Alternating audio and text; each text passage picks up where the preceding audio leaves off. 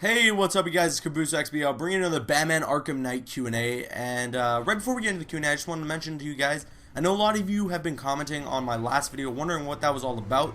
That was actually the Comic Book Illuminati podcast. Now, a couple weeks back, actually over a month ago, I uploaded this video that was just simply titled Illuminati.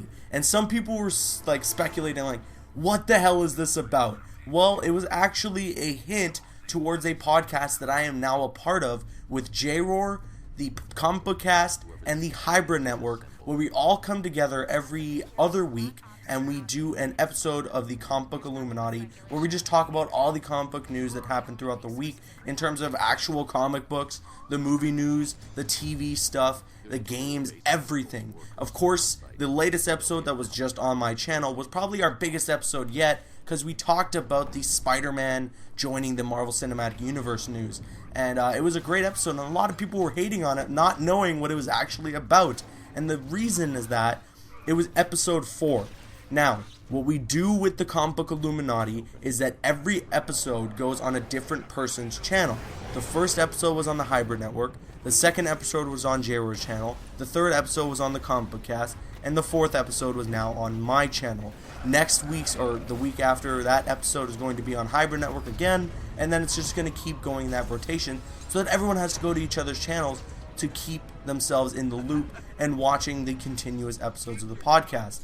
Just wanted to get that out there to clear the air and let everyone know what's going on. With that said, let's get into the Q&A. We actually have a lot of Twitter questions this week, coming from Robbie DS96. This is question number 1, and he goes, question: we know it exists in the Arkhamverse, so what if the LexCorp logo seen was actually in Metropolis and not Gotham? Now, that's very interesting, and I know that a lot of people will immediately bring up, well, Caboose, you're free roaming in Gotham. Why would you go to Metropolis? A lot of open world games actually have missions in which it will take you out of the open world area that you were originally playing in. GTA 5 is a big example of that. The first mission and one of the last missions that you play don't actually take place in Los Santos. It takes you to another area. I can't really remember the name, but it's a snowy area. It must be Canada. Yeah, they take you out. Like, some missions in open world games will take you out of the original open world canvas that you play in. So it's very possible that in Arkham Knight we could be leaving Gotham. I know a lot of people were speculating that there was a mission that could possibly take place at Arkham Asylum itself. As you can see Arkham Asylum in the background of certain images, and there was like a section in a trailer where it seemed like Batman was standing on top of an Arkham Asylum building. So it's very possible that in Batman Arkham Knight we could be taken out of Gotham for a mission. However, going to Metropolis, that just seems like it wouldn't make sense. You know, I don't know the context of the game. I don't know too much about the story. But if it made sense in the context of what was going on, that'd be cool. But if we just went to Metropolis for the sake of going to Metropolis, that would obviously be weird. But to go on that LexCorp logo, actually, I'm really glad that Rocksteady is expanding the Arkhamverse. Because by showing that LexCorp logo, we know now that, yes, the character of Lex Luthor does in fact exist in the Arkhamverse. So it's really cool to see Rocksteady expanding the Arkhamverse in that way. Moving on to the next question, coming from Meezer Gaming. This is a YouTube question, and he goes, Caboose, question: I got an Xbox One just for Arkham Knight, but I wish I could play the other games on Xbox One. Do you think they will release or even remaster the older games? Do you think that they might put them into one collection? What do you think?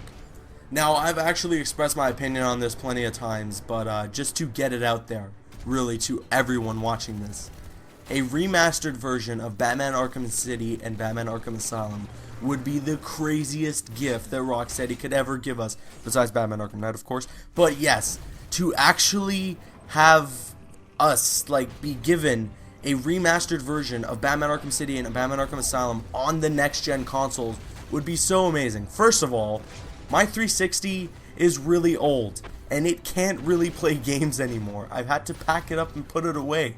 And that saddened me so much, because there would always be a time when I was like, you know, I want to get on my 360 and play Batman Arkham City and frustrate myself when I don't find all the Riddler trophies. Yeah.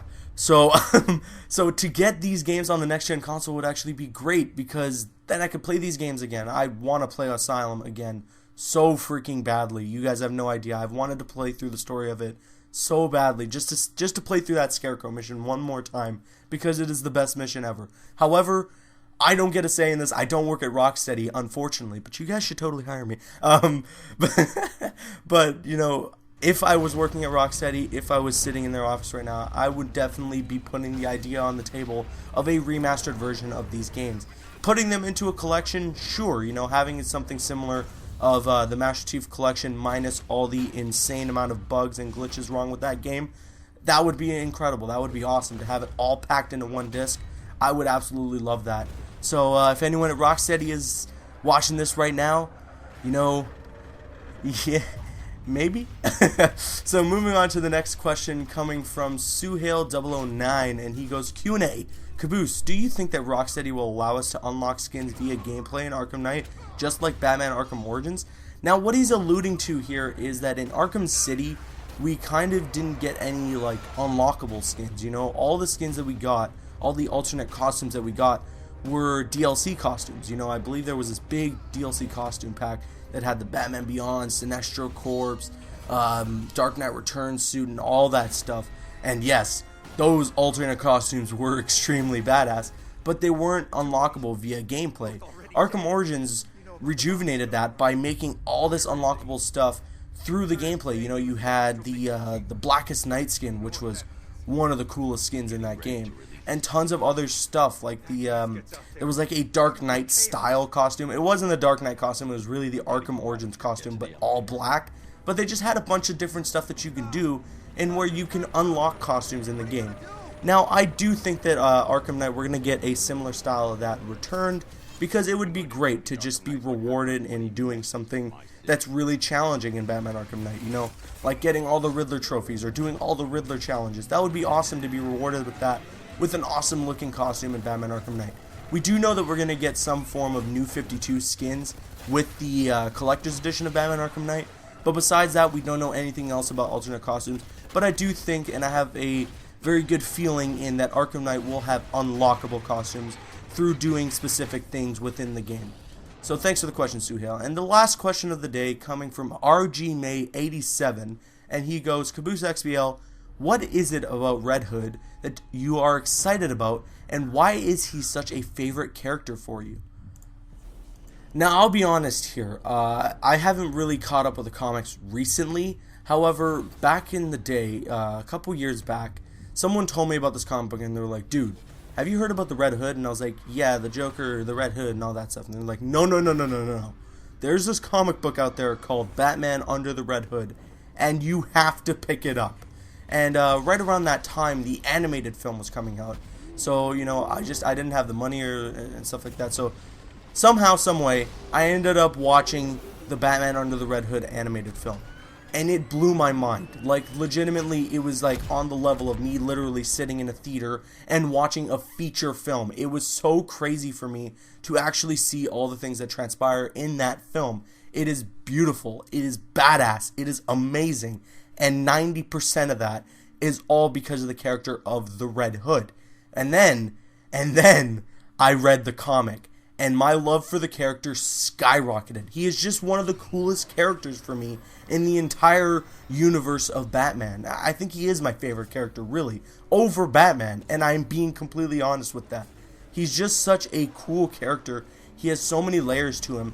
Not like the Red Hood and the Outlaws comic book made him out to be, because it made him seem like a piece of crap in that comic book who just shoots guns and cuts people with his knife. No. That is not Red Hood. Red Hood has so many layers to his character. He is a really cool character, and it's just the depth and the character development that they've created for him thus far has been amazing to see, and I can't wait to see what they have planned for him in Batman Arkham Knight. Being able to actually play as him is going to be a dream come true for me. I hope he has a really big role in the story mode, and I hope his own story pack is going to be just as awesome. With that said, thank you everybody for leaving the questions this week. You left some really great questions. Like I said, we had a lot of Twitter questions this week. So maybe next week or whenever I do the next Q&A, we'll have a lot of Instagram questions. So just keep sending in your questions, guys. Drop them in the comment section below. Leave them to me on Twitter and send them to me in the comments on Instagram. With that said, I'm Caboose XBL. Please Follow me on Instagram and Twitter and like me on Facebook. Those links are in the description below. Like, favorite, comment, and subscribe. See you guys later.